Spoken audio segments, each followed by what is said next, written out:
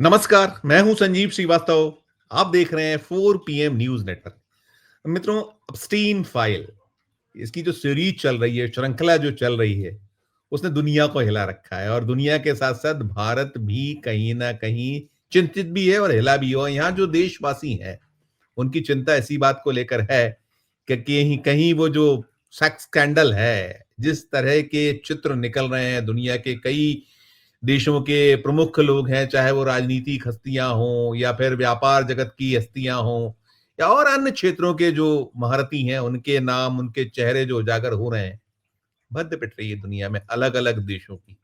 और जो निकला हुआ है भारत को लेकर, ये इस स्टीन फाइल को लेकर कहा जा रहा था कि 19 दिसंबर वो दिन होगा जो भारत की राजनीति में भूचाल ला सकता। और ये कोई आम किसी शख्स ने नहीं कहा है। आपको ध्यान होगा, महाराष्ट्र के पूर्व मुख्यमंत्री, कांग्रेस के दिग्गज नेता पृथ्वीराज चौहान तो क्या कुछ कह चुके थे। उन्होंने तो ये तक कहा है कि प्रधानमंत्री नरेंद्र मोदी को अपना पद भी त्यागना पड़ सकता है, ऐसे भी स्थिति बन सकती है। खैर, वो उनकी अपनी बातें, उनकी दावें, लेकिन इस पूरे मसले पर जो चुप्पी है, खामोशी है, या जो भारतीय जनता पार्टी के नेतागण हैं, एनडीए की जो सरकार है, वो जिस चुप्पी के साथ, जिस खामोशी के साथ, बहुत कुछ वहां से निकला नहीं। और ये एप्स्टीन फाइल तो है अपनी जगह, लेकिन और भी कुछ कुछ चीजें निकलती रही हैं। लेकिन चाहे वो मोदी से जुड़े मामले रहे हों, उनके कुनबे से जुड़े मसले रहे हों, कभी प्रतिकार होता नहीं दिखा है। तो अब ये जो मामला है, ये मसला है जो बेहद गर्म है और कहा यह जा रहा है 19 तारीख हो चुकी है। हम तो जब ये प्रोग्राम रिकॉर्ड कर रहे हैं, अब कुछ घंटों बाद अगली तारीख हमारे देश में लग जाएगी, लेकिन यूएस में हो चुका है वो सुबह जो होना था और जो होना है। लेकिन गुरुवार को आई, गुरुवार देर रात वहां एक आई जिसमें 68,000 तस्वीरें वो जो हैं उसको रिलीज किया गया। जो वहाँ ओवरसाइट कमेटी है, हाउस ओवरसाइट कमेटी के जो डेमोक्रेटिक के सांसद हैं, उन्होंने रिलीज किया है। और नामी ग्रामी चेहरे, अलग बिल गेट्स का भी है और भी कई वाले नामी ग्रामी है।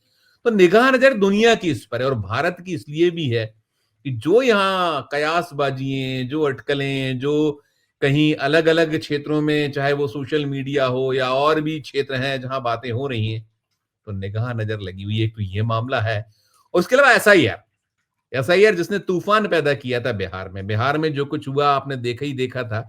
और अब तमिलनाडु और जो पश्चिम बंगाल, जहां 2026 में चुनाव होना है, वहां का वो जो वोटर लिस्ट, जो ड्राफ्ट वोटर लिस्ट जारी होगी, 97 लाख नाम तमिलनाडु में कटे हैं। फिर आप यदि पश्चिम बंगाल देखिए तो वहां 58 लाख नाम कटे हैं। बहुत कुछ है, ये कई विषय हैं। सारे विषय जो हम देश की बात में बात करते हैं, प्रोफेसर अभय दुबे साहब से चलेंगे उनके पास समझने बूझने के लिए, चाहे वो एप्स्टीन फाइल का मामला हो, चाहे एसआईआर का मसला हो, या फिर जो संसद का सत्र समाप्त हुआ वहां जिस तरीके से, चाहे वो शांति बिल, परमाणु ऊर्जा निजी कंपनियों की एंट्री वाला जो बिल रहा, बीमा में 100% एफडीआई, बहुत सारे मसले मामले। चलते हैं सीधे प्रोफेसर अभय दुबे साहब के पास। जुड़ गए अभय सर। अभय सर, बहुत बहुत स्वागत आपका। अबे सर, ये जो स्टीन फाइल है, 19 दिसंबर की तारीख मुकर्रर थी और ये कहा जा रहा था कि बहुत कुछ 95,000 के लगभग तस्वीरें आनी। और गुरुवार देर रात एक जो अपलोड हुआ है वहां 68,000 तस्वीरें, और उसमें दुनिया के कई नामी गिरामी लोग हैं। और भारत में जिस तरह का बड़ा बेसब्री से इंतजार है, बहुत सारे नाम आए हैं, कुछ कुछ उसे लेकर कयासबाजी का दौर है। तो कुछ घंटे शायद और ऐसा मानकर चला जा रहा है। तो पहले तो एप्स्टीन फाइल पर आप हमारे दर्शकों को अपडेट कीजिएगा सर। देखिए, एप्स्टीन फाइल जो है वो तो अमेरिका का दुर्भाग्य है, डोनाल्ड ट्रंप का दुर्भाग्य है, अमेरिकी लोकतंत्र का दुर्भाग्य है कि वहाँ इस तरह की किरदार हैं। और जो आज राष्ट्रपति हैं उनका नाम भी उनके साथ जोड़ा जा रहा है। उनकी एक तस्वीर तो पहले भी आ चुकी है जिसके अंदर वो सुनहरे बालों वाली एक लड़की के साथ हैं। उस लड़की का चेहरा छपा दिया गया था उस तस्वीर में, और उसमें डोनाल्ड ट्रंप ने कहा कि it's not, this picture is not a big deal at all. मतलब ये कह के उन्होंने उसको नजरअंदाज कर दिया। बहरहाल वो ऐसा कर सकते हैं, लेकिन भारत में अगर किसी नेता का, किसी महत्वपूर्ण व्यक्ति का, किसी पूंजीपति का या किसी और हस्ती का एप्स्टीन फाइलों में नाम आ जाए, उसकी तस्वीर आ जाए या उसकी गतिविधियां दस्तावेज बंद होकर हम लोगों के सामने आ जाएं, तो यहां तो उस व्यक्ति को सिर छुपाना थोड़ा मुश्किल हो जाएगा। वो डोनाल्ड ट्रंप के अंदाज में ये नहीं कह सकता what's a big deal in it, ये डोनाल्ड ट्रंप के अंदाज में वो नहीं कह सकता। वहां तो जो तस्वीरें अभी उन्होंने जो प्रकाशित की हैं, जो पब्लिक डोमेन में तस्वीरें लाई हैं, उसके अंदर तो बिल गेट का नाम है, उसके अंदर और एक बड़े पूंजीपति का भी नाम है, एक बहुत बड़े जो लैंग्वेज के फिलोसफर हैं नोम चोम्स्की, उनका भी जिक्र है, उनका भी उल्लेख आया है उसके अंदर। तो ये सब लोग अब बताएंगे कि वो उसमें क्यों हैं एप्स्टीन के साथ। एप्स्टीन के बारे में हमारे दर्शकों को ये पता होना चाहिए 4 पीएम के, कि एप्स्टीन एक फाइनेंसर था बहुत बड़ा, और बाद में उसके ऊपर आरोप लगे कि वो बच्चों का यौन शोषण किया करता था। इसके साथ साथ बड़ी बड़ी हस्तियों को वो यौन संतुष्टि देने के बंदोबस्त किया करता था, इंतजाम किया करता था। तो एक तरह से उसके ऊपर बहुत संगीन किस्म के आरोप थे, और अब तो उसका देहांत हो चुका है। उसके ऊपर एक डॉक्यूमेंट्री भी बन गई है जो नेटफ्लिक्स के ऊपर उपलब्ध है। उस डॉक्यूमेंट्री में पहले क्षमा भी मांगी गई है कि भाई इसके अंदर बच्चों के साथ बच्चों के यौन शोषण के को फिल्माया गया है, उसको जो लोग संवेदनशील हैं वो उसका ध्यान रखें। तो अमेरिका तो पूरा का पूरा एप्स्टीन के भंवर में फंसा हुआ है। हमारे सामने सवाल है कि भारत भी उसके भंवर में फंसेगा। देखिए, दुनिया में बहुत सेक्स स्कैंडल होते रहे हैं, लेकिन आज तक किसी भी भारतीय सरकार, जवाहरलाल नेहरू की सरकार हो, इंदिरा गांधी की सरकार हो, लाल बहादुर शास्त्री की सरकार हो, मुरारजी की सरकार हो, या अटल बिहारी वाजपेयी की सरकार हो, कोई भी सरकार हो, पीवी नरसिंह राव की सरकार हो, उसमें कभी भी इस तरह के नाम नहीं आए, नामों का अंदेशा नहीं आया, इस प्रकार की चर्चा नहीं हुई। मोदी सरकार के कुछ लोग उसके अंदर हैं, कोई एक व्यक्ति है या दो व्यक्ति हैं, कौन है, क्या है, कौन सा मंत्री है, यहाँ तक कि यहाँ पे सोशल मीडिया में उनके नाम भी चल रहे हैं। मैं उन नामों को यहाँ लेना उचित नहीं समझता, क्योंकि अभी हमारे पास किसी चीज का प्रमाण नहीं है। ये बात ही अपने आप में बहुत शर्मनाक है। किसी का नाम आए ना आए वो बात अलग है, ये एक चर्चा होना ही अपने आप में एक शर्मनाक है। इस वक्त हमारे यहाँ जो लोग ऊंचे पदों के ऊपर हैं, दरअसल उनको ऊंचे पदों पर रखते समय उनके रिकॉर्ड को ठीक से चेक नहीं किया जाता, या वो अपने रिकॉर्ड को छिपाने में कामयाब हैं। और जब अगर उनका रिकॉर्ड खुलता है तो निश्चित रूप से उनको उस पद से अलग किया जाना चाहिए, और सरकार को और उसको रखने वाले को, चुनने वाले को क्षमा भी मांगनी चाहिए। देखिए, भारत में तो हंगामा मचेगा। भारत और अमेरिकी समाज में बहुत अंतर है। भारत में अगर ऐसा हुआ तो बहुत हंगामा मचेगा, सरकार की साख पे भी बहुत बुरा असर पड़ेगा, और पता नहीं उसके कुल मिलाकर राजनीतिक दुष्परिणाम उस पार्टी और उस नेता के लिए क्या हो, कोई कुछ नहीं कह सकता अभी। तो इसलिए हम लोग सांस रोक के प्रतीक्षा कर रहे हैं कि जब सारे दस्तावेज सामने आए तो फिर उसके अंदर लोग देखेंगे, समझेंगे कि उसके अंदर किन किन के नाम निकल कर आते हैं। अगर किसी भारतीय का नाम नहीं भी आएगा तो हम लोग थोड़ा तसल्ली की सांस लेंगे, और फिर हम अमेरिकी संदर्भ में उसकी व्याख्या और समीक्षा करेंगे।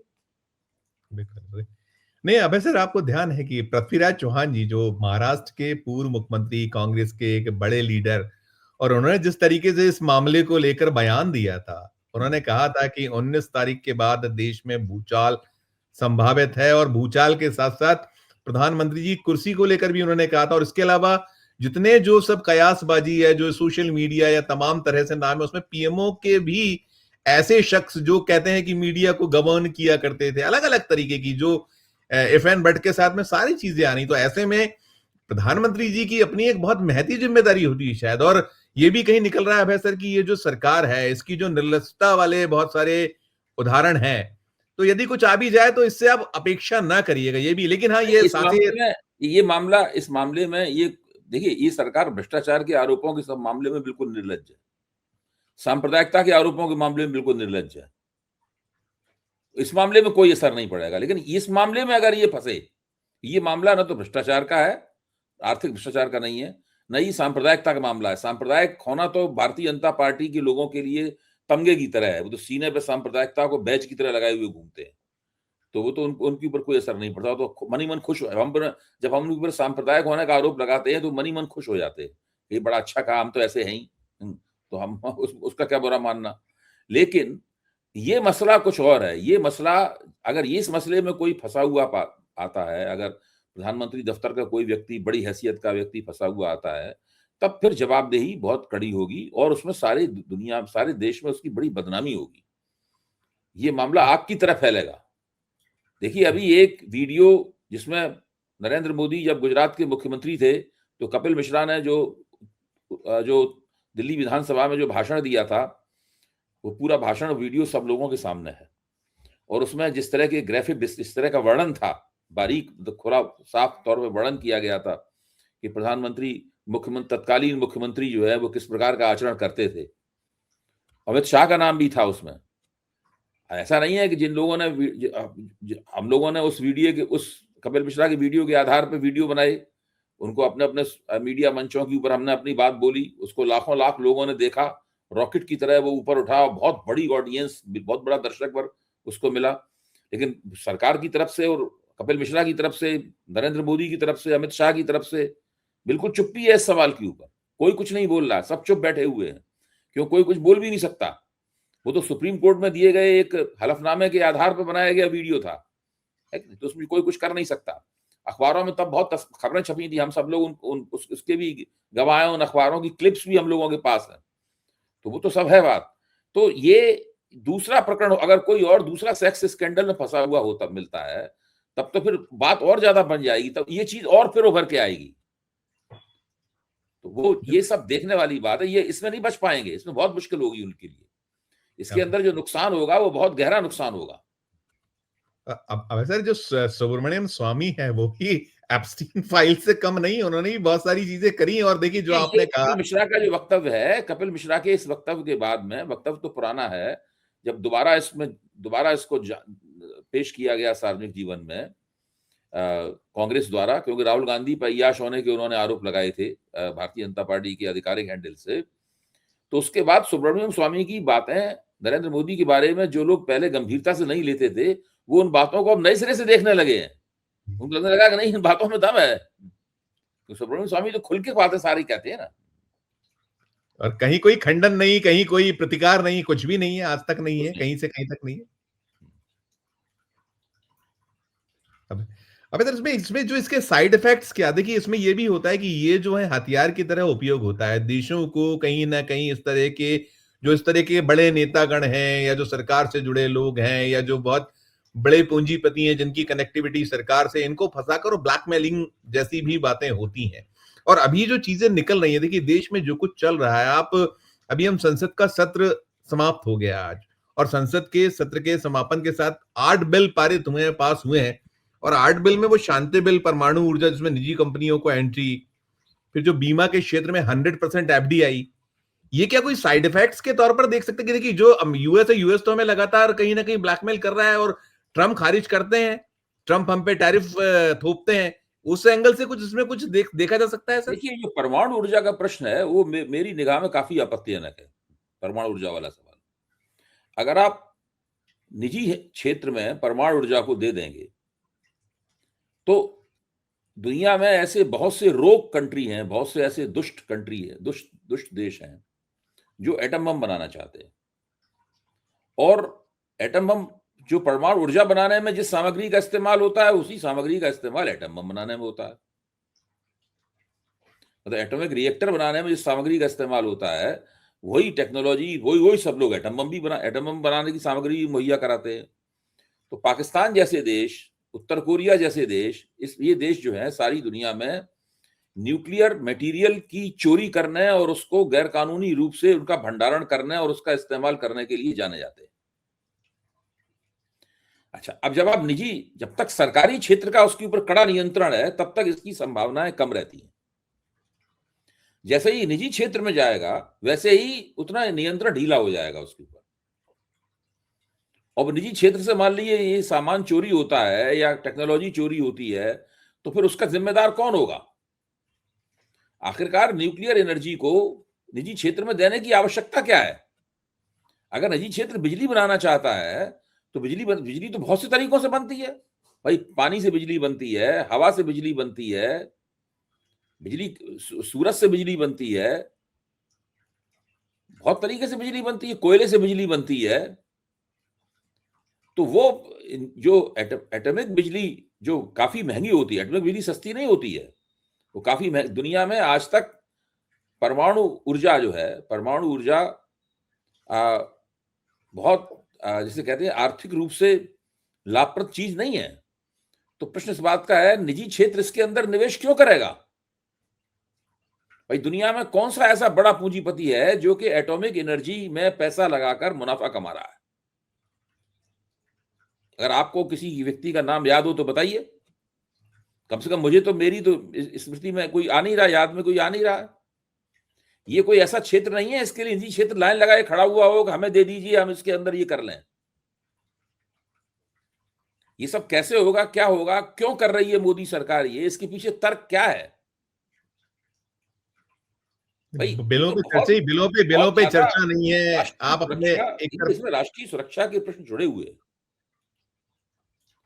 इसमें एक तो मानव जाति का जो संहारक अस्त्र है एटम बम, उसके बनने के अंदेशे इसके अंदर है। और एक ऐसे देश जो कि ऐसे बम बनाने के मंसूबे रखते हैं, वो चोरी छुपे सब ये काम करते हैं।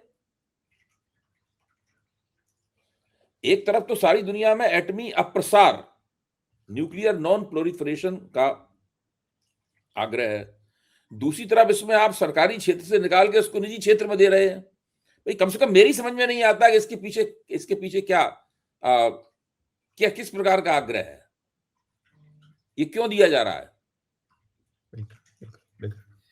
अबे सर इसमें देखिए, वो जो वीबीजी रामजी बिल जो था, वो तो कल तो लोकसभा में हो गया था और फिर पूरी रात राज्यसभा और उसमें जितनी सब कुछ हुआ और वहां से भी, और वो आपने रिजिजू को सुना था कि आप करते रहिए, हम तो पारित करके रहेंगे, पारित होगा ये बिल, ये जो दम्भ है हो गया। और दूसरा जो मैं बीमा क्षेत्र में 100% एफडीआई, यही भारतीय जनता पार्टी एक दौर में, और हमारी बीमा जो सार्वजनिक क्षेत्र की कंपनियों की हालत कितनी खस्ता है। हर चीज को आप कहां ले जा रहे हैं, आप देश को बर्बादी की तरफ ले जा रहे हैं। देखिए भारत में अभी भी 65-66% आबादी गांवों में रहती है। बहुत बड़े पैमाने पर अकुशल मजदूर गांवों में रहता है, और शहरों में जो अकुशल मजदूर है, जब उसके ऊपर कोई आफत आती है कोविड जैसी, तो वो गांव की तरफ भागता है। हमें पता है कि कितने बड़े पैमाने पर मजदूर कोविड के दौरान लंबी लंबी पैदल प्राणांतक जोखिम भरी यात्राएं करके, जिसमें उनके जीवन के लिए खतरा था और उसमें बहुत से लोग मर भी गए, बच्चे भी मर गए, वो लोग अपने गांव में गए, फिर वो गांव से वापस नहीं गए, लौट के आए, गांव में रह गए। वहां पे वो अपना काम कर रहे हैं, अपना काम चला रहे थे, इसी महात्मा गांधी ग्रामीण रोजगार योजना के जरिए अपना काम चला रहे थे। ये रोजगार के अधिकार को लोगों को देने वाली योजना थी, और इसके अंदर ये भी प्रावधान था, अगर लोगों को रोजगार नहीं दिया जा पाएगा तो उसके बदले में उन्हें मुआवजा मिलेगा। अच्छा, अब सरकार इसको बदलना चाहती है, वो लोग वापस नहीं गए, सरकार ये इंतजाम कर रही है कि उन्हें गांव में रोजगार मिले ही ना, इसके लिए ये तथाकथित रामजी वाले नाम का ये बिल बनाया जा रहा है, कानून बनाया जा रहा है। उसका बहुत सरकार ने एक तरीका निकाला है कि जो हम केवल 60 रुपए खर्च करेंगे, 40 रुपए राज्य सरकार को खर्च करने पड़ेंगे। राज्य सरकारों के पास पैसा है नहीं है। हाँ, राज्य सरकार पूरी कोशिश करेगी कि लोगों को कम से कम रोजगार दिवस प्राप्त हों। जितने कम रोजगार दिवस प्राप्त होंगे उतना ही उसका 40% कम सरकार को भुगतान करना पड़ेगा।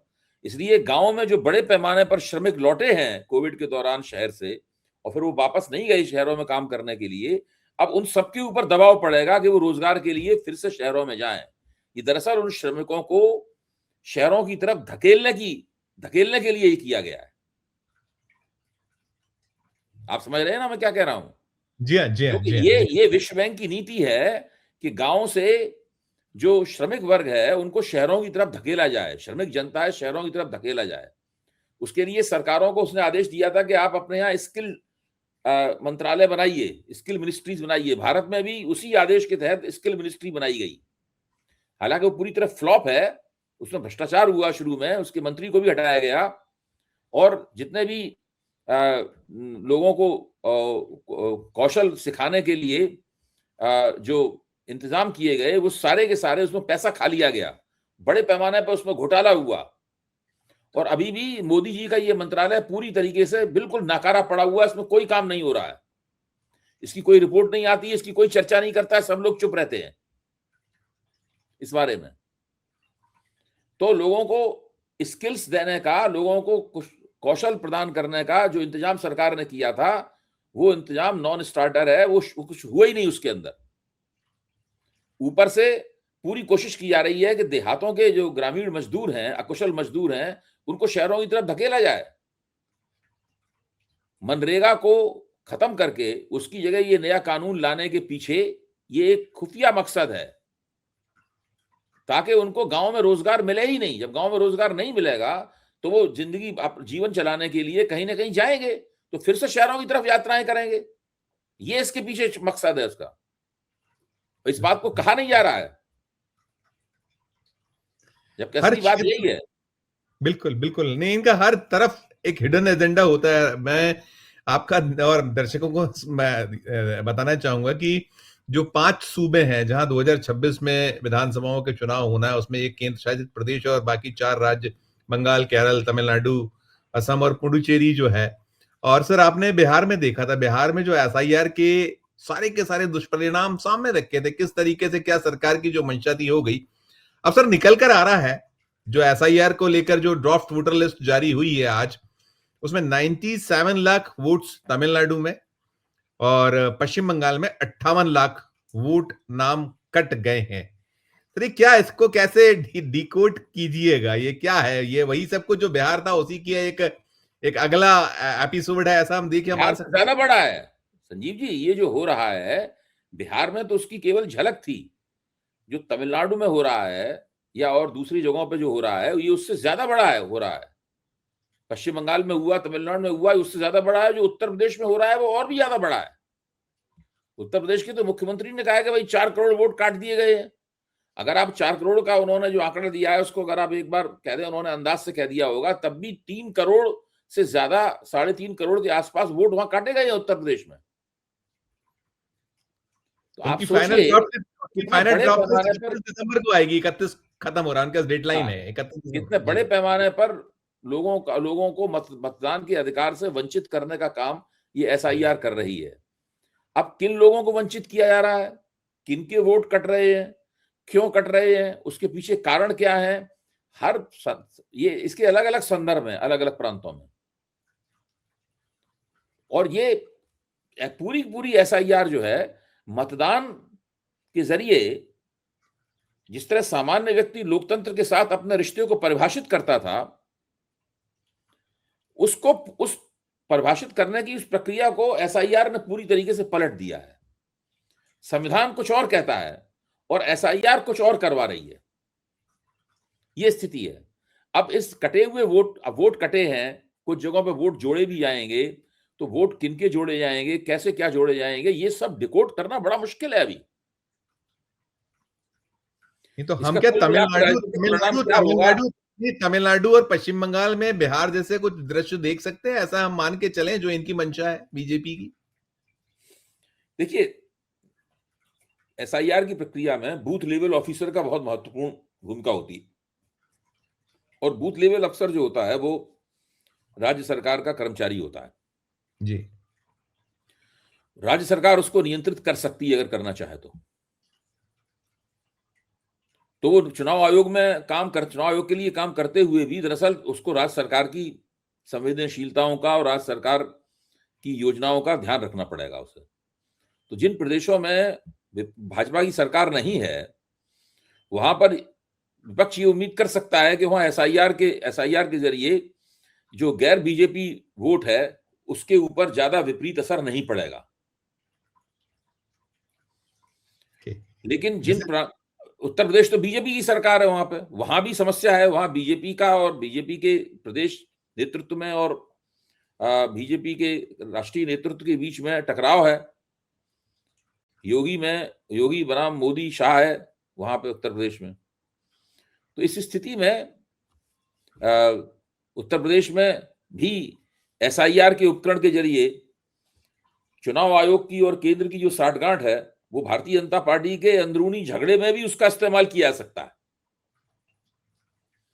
उसके अंदरूनी हिसाब किताब साफ करने, योगी के खिलाफ हिसाब किताब साफ करने के लिए भी एसआईआर का इस्तेमाल किया जा सकता है। मतलब पानी किधर मरेगा, किस करवट ये पूरी कवायद जाएगी, इसके ऊपर हम लोगों को बहुत नजदीकी निगाह रखनी पड़ेगी। फिर हम लोग धीरे धीरे करके डिकोड कर पाएंगे कि इसका पूरा मतलब क्या था और इसके पीछे इरादा क्या था। सर सर सर इसमें ये भी बड़ा दिलचस्प है, ममता बनर्जी चिट्ठियों पे चिट्ठियां लिख रही हैं, वहां लगातार इलेक्शन कमीशन ऑफ इंडिया का एक दरवाजा खटखटाया जा रहा है, लेकिन वहां बीएसएफ दावा कर रहा है कि हर दिन जो है हम 150 अवैध बांग्लादेशी वापस, बीएसएफ कह रहा है हम वापस भेज रहे हैं। ये भी बड़ा दिलचस्प है, एक विफलता किसकी है? ये तो केंद्र की सरकार का हुआ ना, ये तो कि उनके रहते और बांग्लादेशी घुसा है, घुसपैठिए, और घुसपैठिए की बात बार बार वो करते देखिए, हैं। बीएसएफ जो कह रहा है इसका कोई सबूत नहीं है। बॉर्डर सिक्योरिटी फोर्स जो कह रही है इसका प्रमाण क्या है? कौन इसकी तस्दीक कर रहा है? किसी घुसपैठिए का पकड़ा जाना, उसकी शिनाख्त होना, उसकी गिरफ्तारी होना, गिरफ्तारी होके उसको एक जगह रखा जाना, फिर उसका प्रत्यर्पण करना, उसको वापस भेजना, ये एक बाकायदा अंतर्राष्ट्रीय स्तर पर स्थापित कानूनी प्रक्रिया है। इस कानूनी प्रक्रिया को किसी शॉर्टकट के द्वारा नहीं किया सकता है। ऐसा नहीं है कि आखिरकार कौन है जो बीएसएफ को उन घुसपैठियों को प्रदान कर रहा है। बीएसएफ कैसे घुसपैठिए, बीएसएफ के पास घुसपैठिए की शिनाख्त करने का क्या तरीका है? बीएसएफ ये जरूर कर सकती है कि अगर कोई गैरकानूनी रूप से सीमा पार कर रहा हो उसको पकड़ सकती है बीएसएफ, वो मैं मानता हूं, और पकड़ के बीएसएफ उसको वापस भी भेज सकती है, गिरफ्तार भी कर सकती है और किसी कैंप में भी रख सकती है, ये सब बात तो मानता हूं।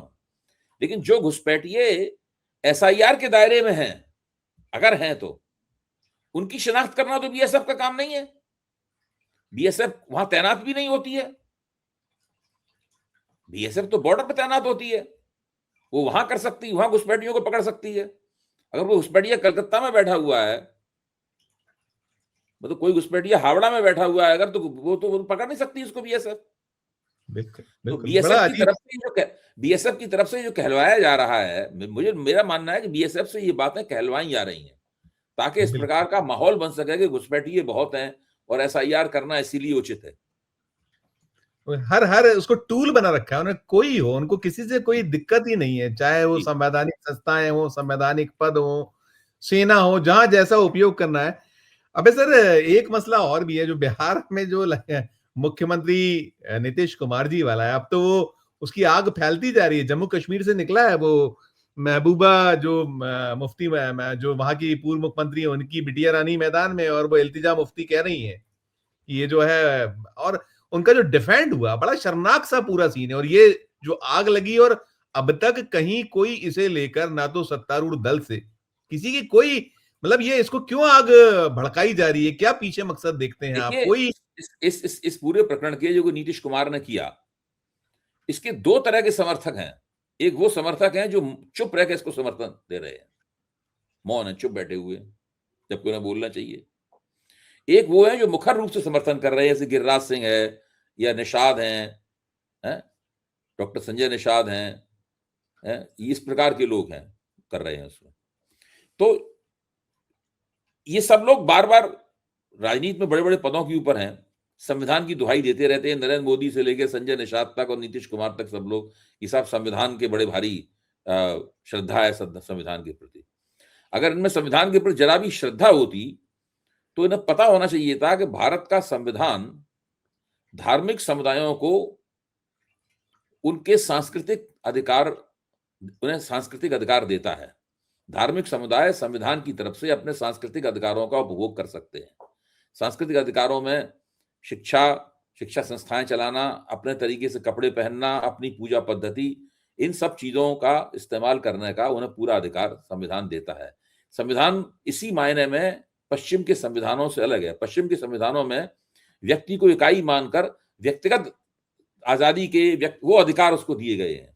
भारत का संविधान समुदायों को भी अधिकार देता है। इस मामले में भारत का संविधान पश्चिम के संविधानों से अलग है। उस लेडी डॉक्टर जो हिजाब पहने हुई थी, वो कोई घिसी पिटी या दकियानूसी किस्म की औरत नहीं थी। उसने एक कॉलेज में जाकर डॉक्टरी पढ़ी है और वो डॉक्टरी पढ़कर सरकारी नौकरी उसने प्राप्त की। वो नीतीश कुमार से अपना नियुक्ति पत्र प्राप्त कर रही थी, और वो नियुक्ति पत्र प्राप्त करने के पहले, अगर मुख्यमंत्री का मंच है तो उसका प्रोटोकॉल होता है, उसको पहले अपने आप अपनी शिनाख्त करानी पड़ती है।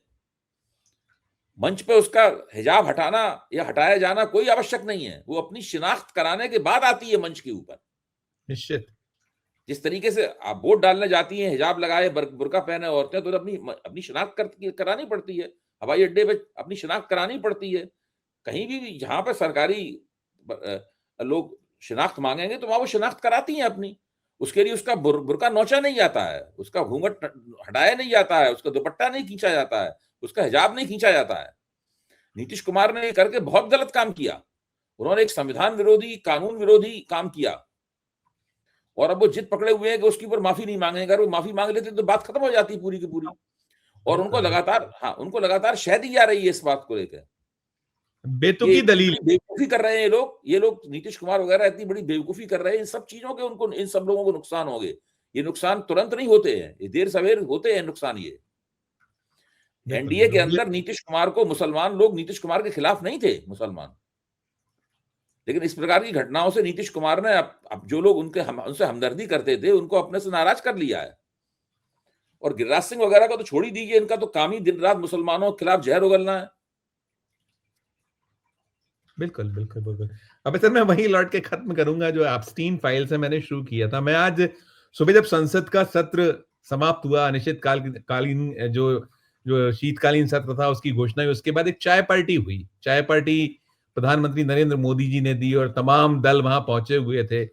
हम बॉडी लैंग्वेज देख रहे थे। देखिए हम लोग जो पढ़ते हैं तो बॉडी लैंग्वेज बहुत कुछ कहती है, और लगातार हम चाहे संसद के भीतर हो, सड़क पर हो, और अभी हो जब 3 देशों की यात्रा से लौटे और बड़ा सम्मान मान, ओमान में सम्मान, यहाँ मान, वहां सम्मान, सुल्तान से यहाँ हालत दूसरी है कि मुसलमानों को आप यहाँ गरियाते हैं, गालियां बकते हैं, और वहां आप सम्मान कराते हैं, गले मिलते हैं। तो जो ये बॉडी लैंग्वेज है सर, ये कुछ कहती है कि एप्स्टीन फाइल जो है वो दहशत तो इन्होंने फैला रखी है, पैदा तो है दहशत की, कहीं हो गया तो फिर देखिए, हम लोग चाहें तो इन चीजों को जोड़ सकते हैं आपस में। प्रधानमंत्री की जो ढीली ढाली देह भाषा है उसको जोड़ सकते हैं एप्स्टीन फाइल की जो अफवाह है उसके साथ में। लेकिन मैं उसको अभी जोड़ने से थोड़ी परहेज करूंगा सर, जब तक कि कोई प्रमाण उसमें ना मिल जाए। अभी तो मैं यही कहूंगा कि प्रधानमंत्री विदेश यात्राएं बहुत करते हैं, थक जाते हैं विदेश यात्राएं कर करके तो उनकी वो थकान वहां दिख रही होगी। नहीं बिल्कुल, लेकिन लेकिन जो वो तो खुद तो सारी चीजें जानती होंगे, भले ही उनकी अपनी बहुत दूरी हो, लेकिन उनसे जुड़े लोग, और उनसे छुपा तो शायद होगा नहीं। बहरहाल हमारे देश की बदनामी ना हो, वहां से जो एप्स्टीन फाइलें निकले हम तो तो यही शायद चाहते हैं कि हमारे देश के किसी व्यक्ति का उसमें नाम ना आए, ना वरना है। हमारी नाक कट जाएगी। बिल्कुल बिल्कुल, हम सरकार किसकी है किसकी नहीं है आती रहे हाँ, जाती रहे, लेकिन हमारा देश जो नाक हम सब लोगों की कटेगी। सिरमौर हो दुनिया में, वो उसकी वो कम से कम बनी, ये लांछन हम पे ना लगे, यही हम ईश्वर से। सही बात, अबे सर सही बहुत बात। बहुत शुक्रिया अदा करूंगा, आपने हम लोग हमारे दर्शकों को सारा कुछ जितने विषय थे सबको आपने बहुत बखूबी समझाया। बहुत शुक्रिया, बहुत आभार आपका, धन्यवाद। तो मित्रों आप सुन रहे थे अभय दुबे जी को।